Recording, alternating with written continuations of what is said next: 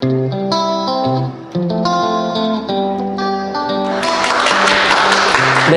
소개받은 쌤이라고 합니다. 맘 편히 장사거픈 상인 모임이라는 시민단체에서 2년 조금 넘게 조직국 상임활동가로 일을 했습니다. 임차 상인들 피해를 어떻게 이제 구제할 방법이 없으니까 여기저기 찾다가 오는 단체로 상인들을 많이 인식을 하고 계세요. 갈등이 첨예할 때 그 중간자로서 조정을 하기도 하고 임차인의 대리인 역할로 협상에 들어가기도 하고 한 15건 되더라고요. 강의하기에 앞서서 혹시 이 심시티라는 거 들어보셨나요? 도시를 만드는 게임입니다. 세상에서 단 하나뿐인 꿈의 도시를 만들어 보세요. 빌딩도 만들고 뭐 유원지도 만들고 이렇게 하는 게임인데, 게임은 리셋이라는 기능이 있어요. 뭔가 내가 하다가 마음에 안 들면은 갈아엎어도 돼요. 실제 현실에서는 리셋이 어렵죠. 도시를 발전을 시킨다는 거는 그에 대한 비용을 지불해야 돼요. 사회적 비용을. 그리고 그 사회적 비용을 지불하는 데 있어서 꼭 마주하는 거는 갈등이에요. 그거를 이제 어떻게 조정하느냐는 서울시로 한정하면은 서울시 박원순 시장이 해야 될 일이고, 시장이 다 못 챙기니까 그걸 할 수 있는 사람들을 꾸리겠죠. 저는 이제 그런 역할을 하는 분들이 여러분들이라고 생각을 하거든요. 한 번쯤은 들어보셨을 거예요. 젠트리피케이션이라는 단어가 무엇을 뜻하는지, 한국에서는 어떤 현상이 벌어지고 있는지, 둥지네몰림 관련돼서, 그리고 제일 어려운 건데 해법에 대해서도 한번 얘기를 해볼까 합니다. 사전적인 정의를 찾아보니까 쉽게 말하면 그거예요. 기존에 살고 있던 하층 계급의 사람들이 중산층이 그 지역에 이렇게 들어가게 되면서 임대료가 높아지고 그 지역에서 살기 어려워지면서 밀려나는 거, 그런 현상을 이야기를 한 건데, 왜 발생하는지를 연구를 해보니까 인구 생태적 요인, 사회문화적 요인, 뭐 이렇게 5가지로 구분을 하는데, 간단하게 말씀드리면 그거예요.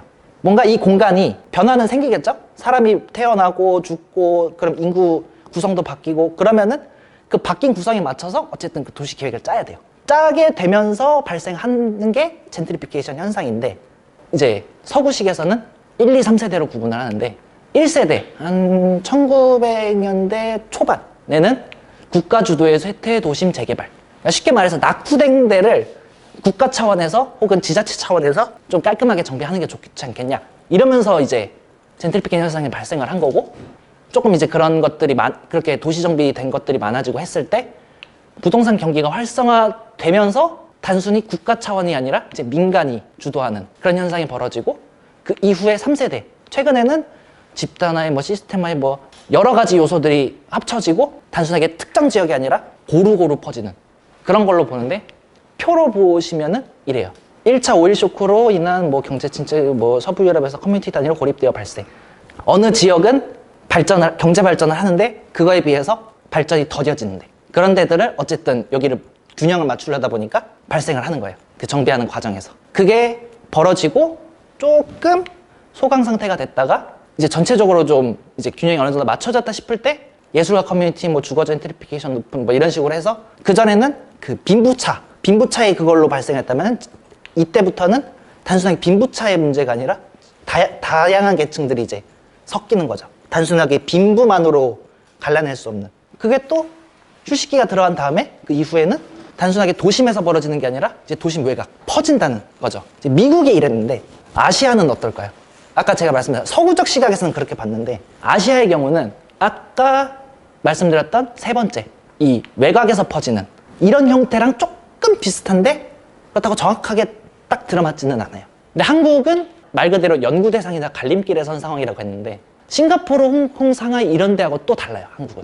그러니까 서구권에서 보기에는 특이한 거예요. 미국이나 여타 유럽이나 그런 서구권에서 겪었던 그게 10년, 15년 만에 다 벌어지니까, 그래서 연구 대상인 건데, 전치, 말이 어렵죠. 영어로 디스플레이스먼트라고 하는데, 누가 주도하든 간에 어쨌든 옮겨지게 되면은 약간의 강제성을 동원을 할 수밖에 없어요. 그러다 보니까 기존에 살고 있는 사람들 입장에서는, 혹은 장사하고 있는 사람 입장에서는, 아니 나는 열심히 여기서 내 터전을 일구고 했는데 갑자기 나가라 그러면은 나는 어디서 살라, 어디서 장사해야 되냐, 이렇게 되면은 갈등은 생길 수밖에 없어요. 국립국어원에서 한국어로 좀 순화하자 해서 둥지 내몰림이라고 했어요. 그러니까 전치의 입장에서 봤을 때는 이 말이 맞는 거죠. 맥락을 좀 구분하기 위해서 이제부터는 젠트리피케이션 말보다는 둥지 내몰림, 이렇게 쫓겨나는 거 관련돼서 얘기할 때는 제가 둥지 내몰림이라는 말로 쓰겠습니다. 그래서 한국에서 둥지 내몰림 현상이 어떤 게 있었을까? 60년대에 보통 나타나요. 그러니까 그런 부분에서는 서구권이랑 좀 비슷한 면이 있어요. 50년도에 한국전쟁이 일어났죠. 그리고 한국전쟁 이후에 초토화가 되고 다 낙후되고 다 막 굶어 죽는 사람도 나타나고 집 없는 사람, 불황민들 엄청 많았어요. 계속 그 상태로 가난하게 지낼 수는 없으니까 나름대로 이 지도자들 입장에서는 재건을 해야 돼요. 그러려면 정비가 불가피했던 거죠. 그럼 이 정비를 어떻게 했냐? 이제 60년대 우리가 흔히 말하는 박정희 시대. 이때 박정희 정권이 국가 주도 사업으로 도시정비 사업을 시작을 해요. 뭐 새마을운동도 그의 일환이고, 이제 도심 지역 주변에 소위 말하는 판자촌이라든지 그 무허가 주민들이 많다 보니까 이걸 다 헐어버리고 외관을 깔끔하게 만들려고 국가 차원에서 그렇게 한 거예요. 근데 말씀드렸듯이 강제성을 동원하면은 갈등이 벌어져요.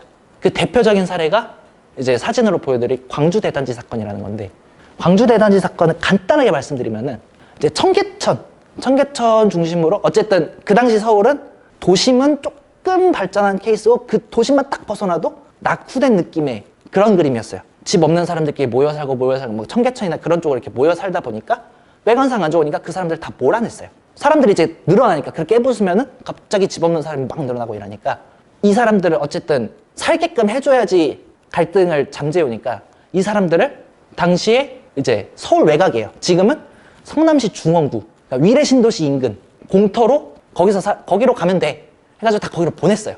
쫓겨나는 사람들 입장에서는 가면은 뭐 살만한 데가 있겠지라고 가서 봤는데 아무것도 없는 그냥 황무지였던 거예요. 보시다시피 이렇게 천막 치고 그냥 산 거예요. 수도나 뭐 이런 기초적인 정비도 안 돼 있었어요. 수도 안 되지, 뭐 한번 비 오면은 물난리 나고 하수도 넘치고 이런 데서 그냥 살라고 다 그냥 몰아버린 거예요. 근데 이 무렵에 정비 사업을 하면서 동시에 부동산이나 이런 쪽에 개간을 해요.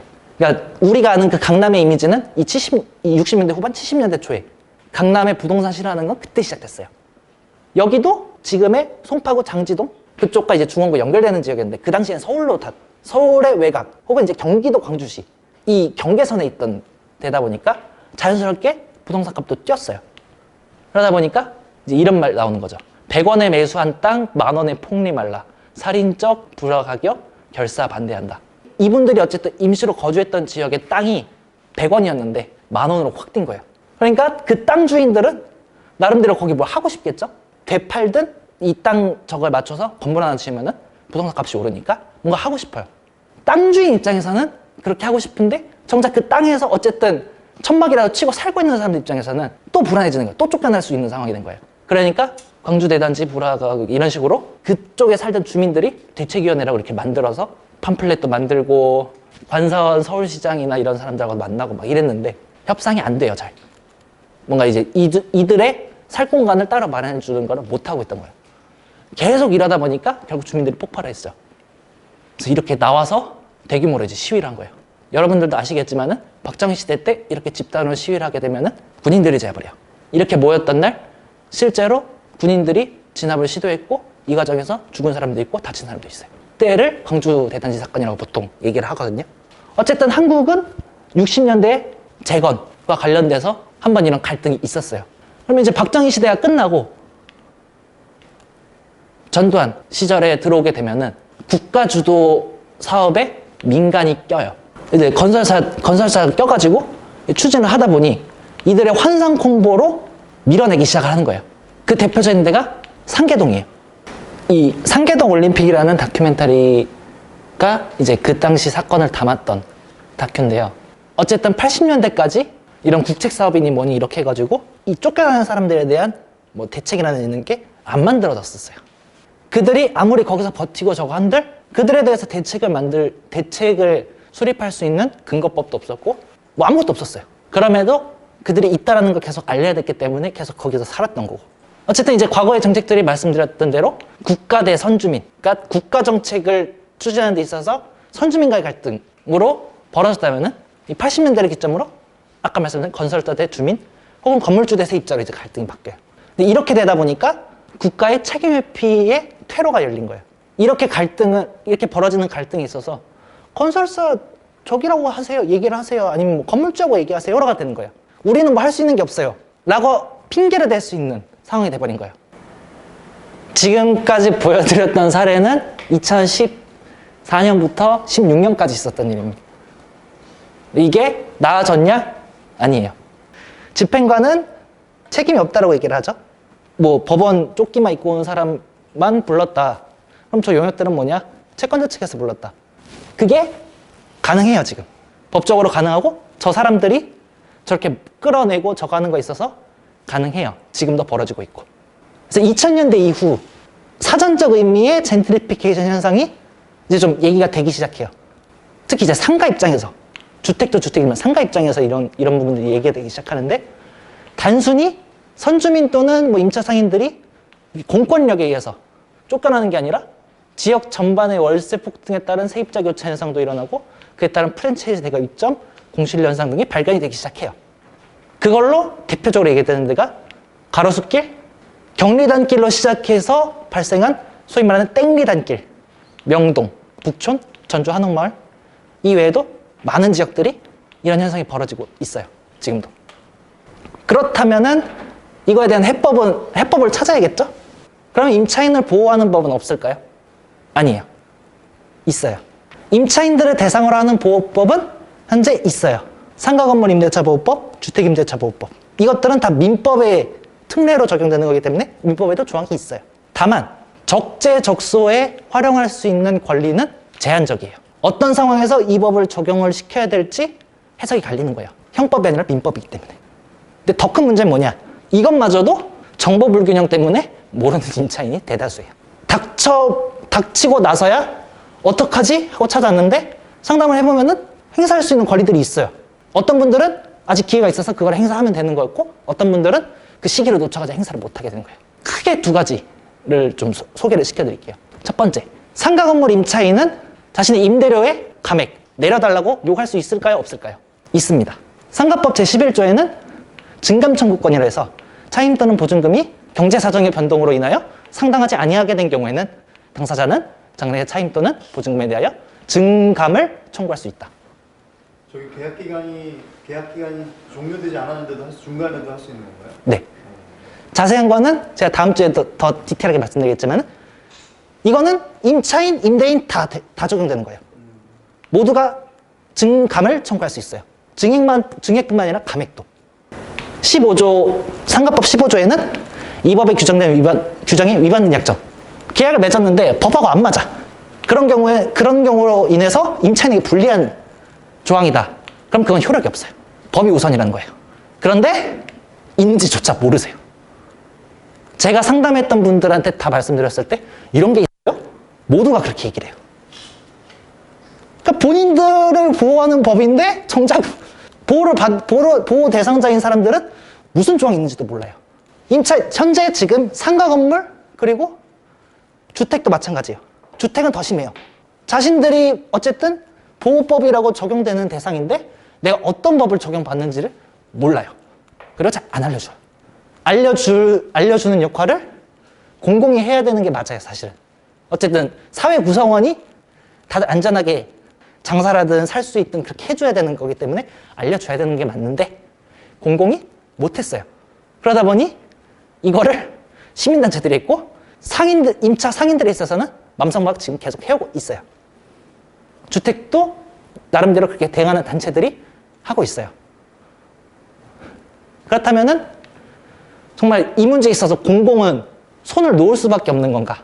아까 집행관처럼 뭐 나는 집행 완료 선언했으니까 끝난 거야 라고 얘기하면 그게 달까요? 뭐 경찰이나 뭐 이렇게 개입할 수 있는 여지가 전혀 없을까요? 저희가 임대차 제도 개선이나 혹은 뭐 상가법 개정 얘기할 때 국회도 자주 갔어요. 그럼 꼭 나오는 말이 임대인의 재산권 침해예요. 이렇게 하면은 임대인도 재산권 침해되는 거 아닌가요? 라고 꼭 물어요. 언론도 그 얘기를 해요. 근데 틀린 말은 아니에요, 또. 월세를 낮추거나 혹은 뭐 계약 기간 연장하거나 하면은 임대인도 어쨌든 건물을 샀으니까 나름대로 그 건물이 재산이고 그 재산을 불리든 팔든 뭘 하든 다른 데 재산권을 행사할 수 있거든요. 예를 들어서 서울시가 뭐 임대료 관련돼서 모니터링을 하겠다. 그 얘기만 하는데도 재산권 침해 얘기가 나와요. 그러면 정말로 아무것도 못할까요? 제가 해외 사례 하나를 소개를 시켜드리려고 합니다. 프랑스인데요. 비탈 카르티에라는 이름의 하나의 실험인데요. 민관협동공사, 세마스트라고 하는데 여기가 뭔 회사냐면요. 부동산 관련 회사예요. 여기가 파리시로부터 11개 사업지구 1층 3층 건물과 토지의 선매권을 얻어가지고 사요. 근데 이게 단순하게 그냥 계속 보유하는 게 아니라 수리하고 저렴하게 임대해서 상권을 활성화시킨 다음에 다시 민간에게 파는 목적으로 이런 식의 도시정비 사업 모델을 만들어서 테스트를 해봤어요. 이게 2004년. 이렇게 사들인 게 왜 사들였냐? 도시계획에 맞추어서 보호 대상이 지정된 점포를 용도 변경 불가능하게 묶은 거예요. 이런 식으로 일반적 보호조치, 강화된 보호조치, 보호하기 위한 특수조치 이런 식으로 구역을 나눠서 예를 들면 강화된 보호조치 같은 경우는 파리 시내 전체 중에 19km에 해당되는 구역을 1층은 모두 상업과 수공업 용도로만 사용 가능, 일부 특수한 사유를 제외하고 건물의 리모델링 시에도 현재 용도 유지 의무, 그리고 특수조치, 수공업에 대해서는 다른 용도로 불가능, 상업 공간은 다른 종류의 상업이나 수공업 공간으로 변경이 가능하나 다른 용도는 불가능. 어차피 세마스트가 샀기 때문에 세마스트가 이거에 따라서 우린 이렇게 묶을 거야 라고 해도 되는 거였어요. 그래서 이게 그 지도인데 자세히 보시면 이렇게 빨갛게 돼 있는 거 보이세요? 이 빨갛게 돼 있는 것들이 묶은 거예요. 다른 용도로 못 바꾸게. 실제로 이렇게 묶었을 때 어느 정도 활성화가 됐어요. 그 수공업 이런 구역으로. 파리가 수공업 지역이 되게 많았는데 낡은 거예요. 이게 낡은 거를 재정비하고 하려다 보니까 민간한테 다 맡기면은 아까처럼 갈등이 발생할 수밖에 없는 거예요. 나는 수공업도 안 넣을 거야 라고 해도 되는 거지, 임대인이. 근데 그거를 선제적으로 막으려고 아예 민관협동공사가 사들인 거예요. 그래 놓고서 산 다음에 묶어버린 거예요. 컨셉이 유지가 된 거죠. 근데 아직까지는 최종적으로 민간에게 전부 매각은 못했어요. 계속 실험을 하고 있는 단계이기 때문에 판 데도 있고 아닌 데도 있어요. 이런 걸로 봤을 때는 결코 불가능한 건 아니에요. 상상력 그리고 이것을 뒷받침해주는 행정력의 문제예요. 한국은 하고 있는 단계라고 보시면 돼요. 아예 손 놓고 있는 건 아닌데 아직은 이렇다 하게 딱 잘 되고 있다 안 되고 있다 평가하기는 애매해요. 그러면 이제 공공이 뭐 이렇게 한다고 쳐요. 근데 이것만 한다고 다 될까요? 사실 진짜 문제는 따로 있습니다. 제 관점에서 말씀을 드릴게요. A 건물이라는 데가 있어요. 상업 용도 건물이고요. 종로에 있습니다. 2015년에 한 건물주가 샀어요. 48억 3천을 주고 샀는데 일단 대출에 45억 6천을 꼈어요. 당시에 가게들이 받던 월세가 이 정도 됩니다. 총합이 월 847만 원이 나오는 건물이에요. 그리고 이거를 1년 단위로 하면은 1억 정도 나오는 거죠. 그러면은 매입 기준에서 소위 말하는 기대 수익, 산 만큼의 그 기대 수익이라는 게 있거든요. 연 임대 수익이 한 2% 정도 되는 거예요. 근데 새로운 건물주가 모든 가게들에게 요구를 해요. 1200조라, 800조라, 600조라, 400조라. 만약에 이 조건이 다 성립이 됐다. 그러면은 월 3천이 나와요. 그럼 1년에 3억 6천이 찍혀요. 임대 수익만. 이 3억 6천은 매입 금액으로 봤을 때 한 7.5% 되는 부동산 시장에서 조금 비싸게 부른 거예요. 근데 왜 이렇게 불렀는지 잘 모르시겠죠? 다음 보여드릴 표 때문에 그렇습니다. 기대 수익으로만 놓고 봤을 때 이 건물의 가치를 평가를 해보면은 월세에 대한 기대 수익을 놓고 봤을 때 3억 6천 나오는 거를 2%로 잡았을 때 예상 건물가는 180억이에요. 3%는 120, 4%는 90, 5%는 72. 2%에서 5%가 보통 잡는 기대 수익인데 그러면은 시세 차익이 최소 24억, 최대 132억이 나요. 그러니까 시세 차익을 남기려면은 월세를 올릴 수밖에 없는 거예요. 이 A 건물이 궁중독발이 있던 건물입니다. 300 정도 되죠? 4배로 올렸어요. 250이면 3배 조금 넘게 올렸고 200에서 3배 올렸고 4배 올렸어요. 법으로는 안 돼요. 법으로는 나중에 말씀드린 5%밖에 못 올려요. 기존 297년에 5%, 250에 5%, 200에 5%, 100에 5%. 법에는 그렇게 돼 있지만은 산 사람의 재산권 입장에서는 이렇게 올려야지 자기 재산이 만들어지는 거예요. 그게 현실인데 제가 봤을 때 이 젠트리피케이션 현상, 이 부동산과 엮여 있는 이 현상에서 어떻게 푸냐? 결국 관점이 문제입니다. 아까 말했듯이 개발이든 재건축이든 뭐 월세를 올리든 이거는 가치 중립적 이슈예요. 다만 이 중립적 이슈를 지금 억울한 건물주 대 고집 부리는 세입자 프레임으로 계속 몰아가고 있어요. 상가든 주택이든. 그러니까 을질이란 말도 나오는 거고 그리고 뭐 종부세 뭐 이런 얘기 나올 때 건물주들 막 다 죽게 생겼다 울상이다 하는 이유도 그런 프레임이에요. 근데 그런 상황에서 공공은 이런 거에 중재도 사실상 잘 못하고 있고 심한 경우는 책임을 회피하고 있어요. 이렇다 할 정책을 잘 못 내고 있어요. 그건 중앙정부든 지방정부든 마찬가지예요. 그렇다면은 해결은 뭐냐? 이게 제일 중요하겠죠? 제가 공식적으로 드릴 수 있는 해결 답안은 만들어 가야 된답니다. 이렇다 할 정답이 없어요. 어떻게 만들어가냐는 우리가 가진 숙제예요. 그리고 한국만의 문제가 아니라 전 세계가 나름대로 지금 모델을 만들고 있어요.